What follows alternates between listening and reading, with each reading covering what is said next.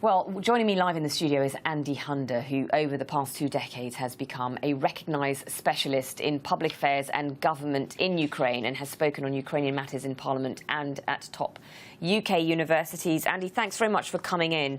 The ceasefire we had all hoped we thought would be laying down of weapons, troops withdrawing on both sides, no violence across the region, but that hasn't happened. We're still seeing violence in Debaltseve. Why is this such a strategic town? Well, I mean, what we've seen over the last 24 hours since the ceasefire came into effect was that there is continued shelling.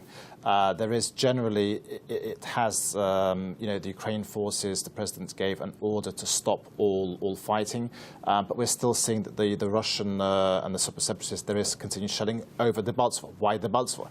Debaltseve is a very important town in this whole, because if you look at the map, and it's still sort of, it's an enclave and it's very important, and it's a transport hub. It's also a hub for the railway, and that's important for all future coal exports and anything that's sort of exported. I mean, railway, the whole railway system in Ukraine is quite a vital artery in terms of for business. And also gas. I mean, a lot of the gas supplies do, Ukraine is very reliant on gas for its business, especially things like steel mills and with the big furnaces, and in big business and industry, gas is very important. So the whole issue about controlling this town is important. And what we have seen over the past 24 hours, or what we saw literally a few hours before the ceasefire was announced, was that the NATO satellite pictures showing there was so much more heavy artillery and heavy sort of tanks coming across from Russia into Ukraine to conquer this town. And that's really, before a ceasefire is announced, when everyone pushes in, when the Russians pushed in their heavy artillery, their rocket sort of systems, and now we're still seeing that it's continuing. The Russian separatists are determined to get control of this post-ceasefire. The Kremlin has always denied arming the rebels and has in fact said that it can't affect developments on the ground, claiming it was not party to the conflict despite us seeing troops rolling in. There was a 13-point agreement which was made in Minsk. Are we ever likely to see any of those points realised? Well, we can see sort of the next 12 points realised after point number 1 is sort of taken into effect, and that is the ceasefire. Once the ceasefire then comes into effect, then we can really talk about the next steps. And the steps are sort of in terms of Ukraine getting control of the border. That's very, very important, because at the moment it's a very porous border and Russians can continue to send in tanks and military across the border.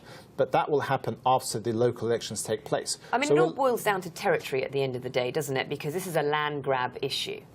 Yes, I mean, in the short term, the pro-Russian forces are trying to get as much land as they can. I think it's really now developing and looking for the future. What happens sort of next? Hopefully we will see some sort of ceasefire. But I think in the big picture also, it's, Russians really, and, the Kremlin must understand that Ukraine has chosen a future for itself based on European values. I mean, this ceasefire only looks at sort of like the areas in the north of the country, northeast of the country. It doesn't even look at Crimea. We haven't even touched on that subject yet. Well, exactly. I mean, that's really why the sanctions were introduced against Russia. And it was exactly 12 months ago, in February 2014, when little green men, as they were called, appeared on the peninsula without any insignia. And the Russians were denying this. They were saying, well, these aren't Russian soldiers. With time, everyone saw that these were Russian soldiers, and this was an invasion of independent Ukraine. Exactly the same now. The Russians are saying, well, these aren't our soldiers, but we're seeing exactly the same as was in Crimea. How are we going to see Russia react? I mean, the West has also said that they are willing to impose further sanctions. We've already seen the sanctions that are in place having an effect on the currency. Yes. Well, the Russian ruble has nosedived by more than 50%. We're seeing that the oligarchs have already, lost billions of dollars in their assets, in the value of their assets, and it's feeling the pinch. But still, it's really now pushing further, and for the West to stand up. I mean, all the rhetoric that we're hearing from the West, even the defense minister here in the UK, calling Vladimir Putin a tyrant of the 21st century. Prince Charles has compared him to, working like Adolf Hitler. And this is really it. I mean, the risk is really here massive. We should also kind of say that Putin has had face-to-face talks with François Hollande and Angela Merkel. So he appears to be trying to have dialogue at least. Well, I think it's a facade, the whole sort of facade of this dialogue. I think the risk is that, Putin is pushing, and he's seeing how far he can go. I mean, we saw Russian bombers approaching the airspace of the United Kingdom two weeks ago.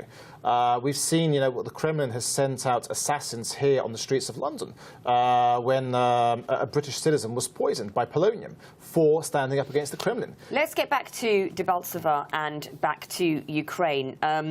The equipment that's being used on both sides, we know that the Russians have much heavier armoury, but we also know that there are reports that British equipment has been sent to Ukraine after a private firm sold 20 decommissioned British Army Saxon vehicles. So the Ukrainians are obviously being armed as well. When this is happening, how can we have hope for a ceasefire?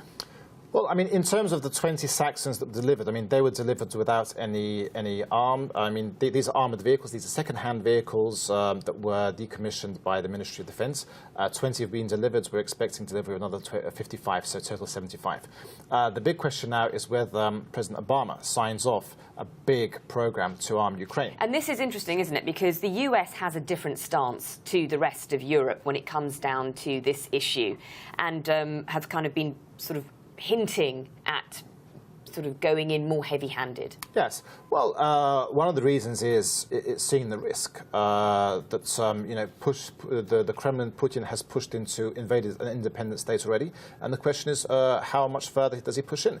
But regards the United States, I mean, the United States gave Ukraine assurances 20 years ago that its territorial integrity will be preserved when Ukraine gave up the third largest nuclear arsenal in the world voluntarily, and it received assurances from the United Kingdom, from the United States, and from Russia that its territorial integrity and sovereignty will be preserved. I mean, that is very, very important to focus on that now, and hence why it's not about sort of arming Ukraine, it's giving Ukraine back some weapons that it gave up 2 decades ago so it can defend itself.